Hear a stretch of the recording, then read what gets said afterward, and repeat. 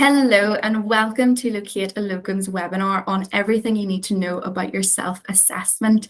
We are joined here today by Alison from Foremans. And before we get started, we are going to go through a little bit of housekeeping to begin with. So to kick things off, if you have any questions or anything like that during the presentation, feel free to leave them in the comments below. We'll try to get to as many questions at the end as we can. If not, we'll try to answer after the event as well. For everyone's information, this event is being recorded and we are going to be sending out a recording after the webinar as well. So that's all the housekeeping bits done and dusted. So I will now hand you over to Alison to take us through the presentation. Thanks very much, Sarah. Hello, my name is Alison Ensor and I'm the Senior Partner at Foremans LLP. We're a firm of chartered accountants who specialise in helping individuals like yourselves with their tax and remaining compliant.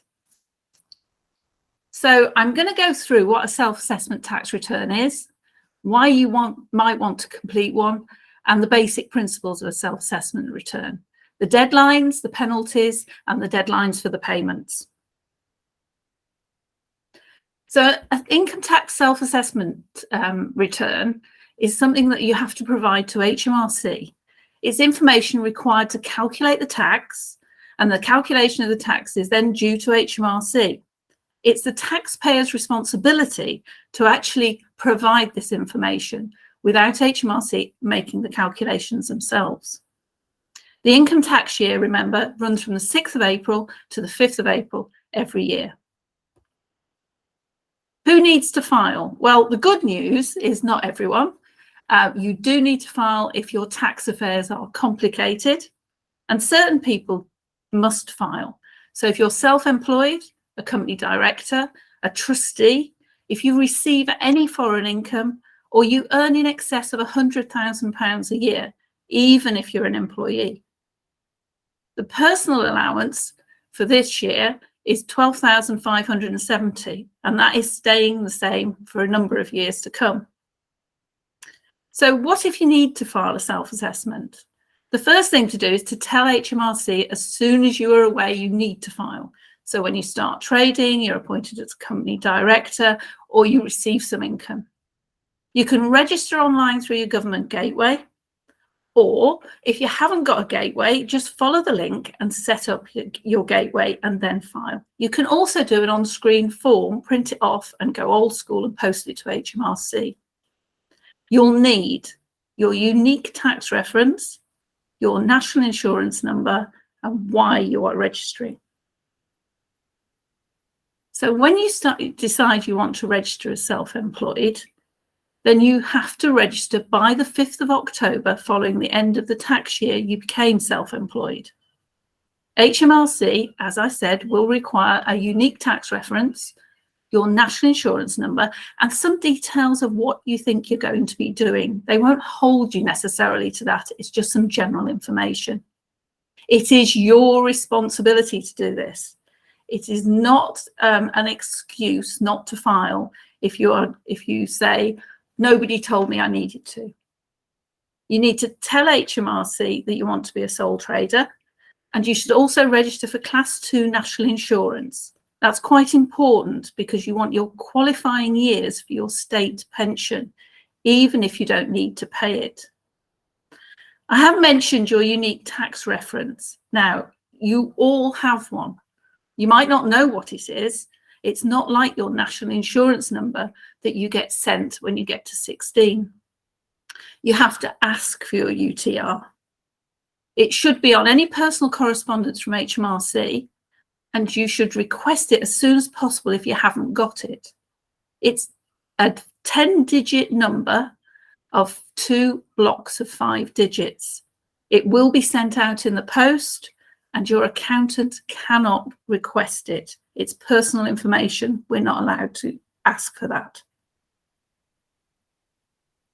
So how do you obtain your self-assessment tax return?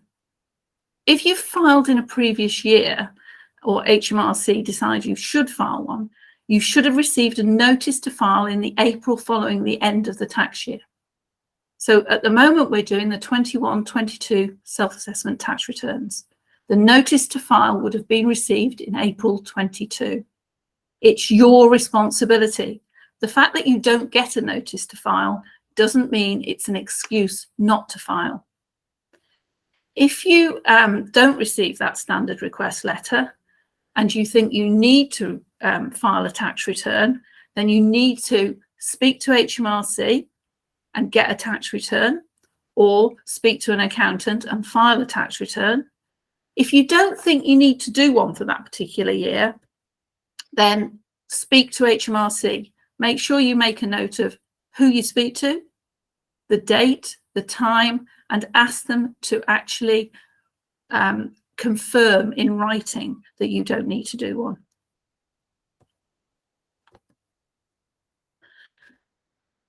A simple calculation is you add all the income you have and then you deduct your tax allowable expenses.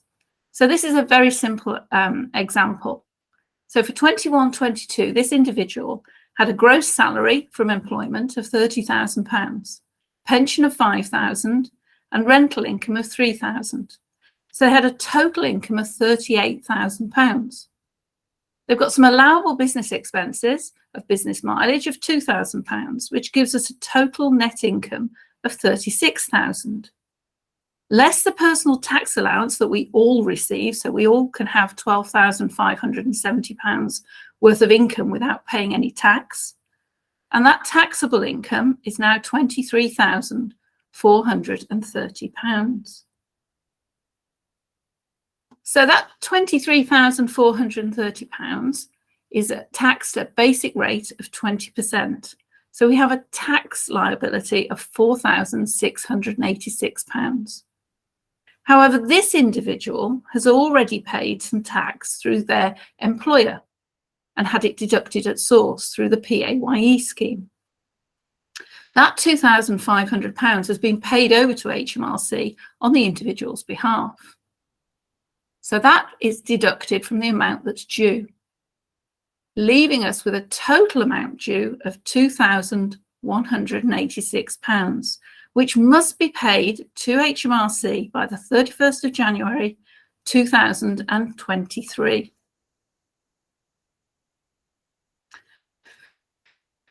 Depending how you actually complete your tax return, depends how you actually need to, what date you need to file that by. So if you're filing on paper, you need to file by the 31st of October following the end of the tax year. If it's online, you get till the 31st of January following the end of the tax year. So for 21-22, we are already past the paper filing date of the 31st of October 22. So if you need to do a 21-22, you will need to file online, otherwise you are going to get a late filing penalty. So for 21-22, we are going to file online by the 31st of January 23. You don't have to wait till that actual date. You can file before, and any tax will be due by the 31st of January 23. Again, you can file and then pay the tax later, but make sure everything is with HMRC by the 31st of January 23. If it isn't, you will get a penalty. One area that we've found that people do struggle with is this payments on account. Your tax for the year is due by the 31st of January following the end of the tax year. So for 21-22, we're looking at 31st of January 23. There are also payments on account. So if an individual has a tax bill of greater than £1,000, you will need to make payments on account towards the following year's tax bill. So for example, if somebody had a tax bill of £1,600 due on the 31st of January 23 for the tax year 21-22, they would need to pay that. But they will also have their first payment on account for 22-23, which is 50% of the tax they pay for 21-22. And that is also due on the 31st of January 23. So they'll also have to pay an extra £800 on the 31st of January 23. £2,400 should be paid to HMRC. A second payment on account is due on the 31st of July. For 21-22, we're looking at 31st July 23, and again is 50% of that tax. What then happens is we work out the 22-23 tax that's due on the 31st January 24, but deduct the £1,600 that's been paid in payments on account. Once you're into the system, it just rolls forward.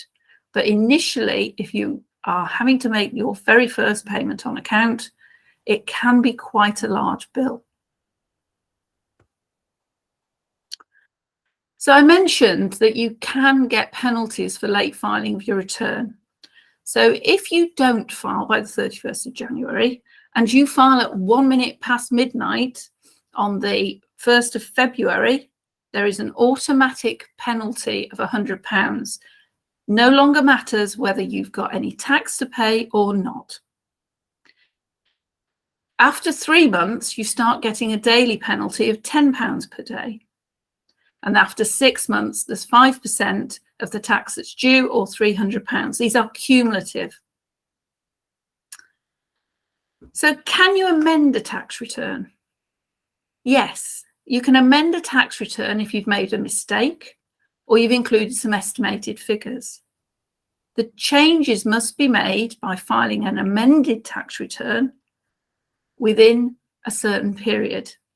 So for 2020-21, you must file your amended tax return by the 31st of January 23. And if you've got 21-22, you must file by the 31st of January 24. You're looking at 12 months after the original filing date. If you miss that deadline, then you need to write to HMRC explaining exactly why you've made an error, and there may be tax to pay, and you will be charged interest and potentially penalties for late payment. I mentioned estimated figures.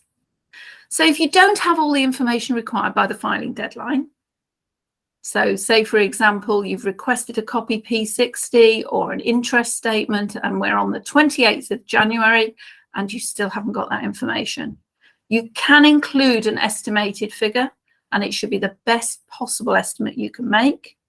You have to flag the return to say it contains estimated figures, identify the estimated figures, and make that amendment to the actual figures as soon as possible. It's not ideal, but it can be done. So what should you do now? Well, the first thing is don't panic, because we've got till January if you need to do the 21-22. Get all your relevant information together and then decide if you need to actually complete a self-assessment. If you're not sure, seek some advice, ask an accountant. Here at Foremans, we're more than happy to help people and advise whether they need to actually do a return or not.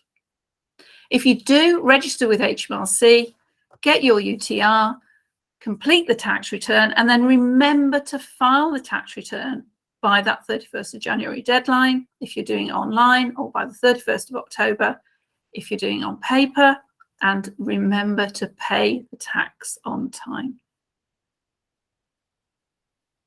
I hope this webinar has been useful. If you have any questions, please forward those to Sarah, and she's going to go through that with me, and we can come back to you with answers, or contact us direct and we'd be more than happy to help. Brilliant. Thank you so much, Alison, for going through that. That was very informative, and I'm sure our locums greatly appreciated all of your advice. I just have a couple of questions I've seen here in the comments, if you don't mind giving us a bit of an overview on some of these, and we can get fuller answers at a later date.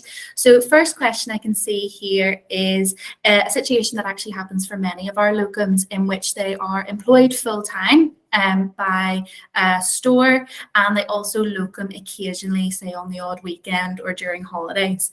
If you're working with a store and locuming, do you still need to complete a self-assessment?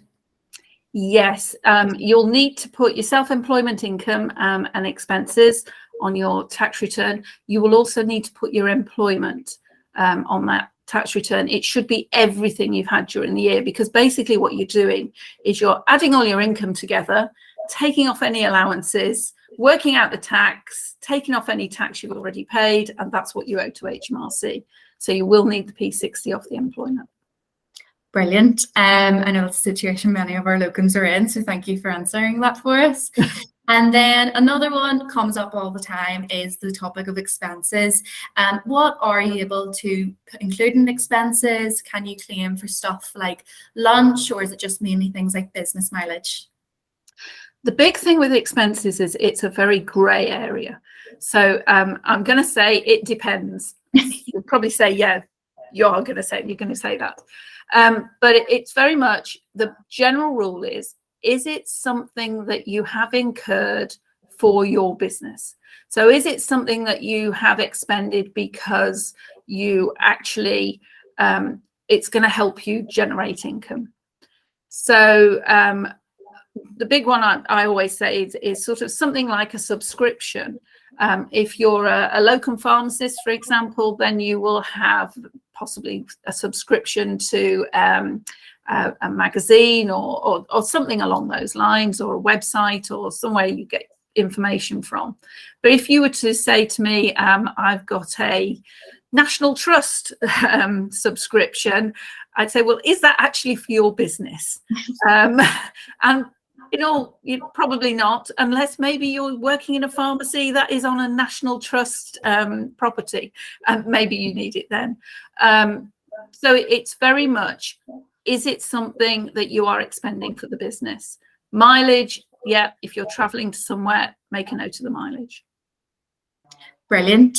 And thank you so much, Alison. I think it's about time to wrap up this webinar. I can see there's a couple other questions in the comments. Keep firing them down, and what we can do is I'll collate them and I'll send them across to Alison, and we can get you a bit more detailed information there.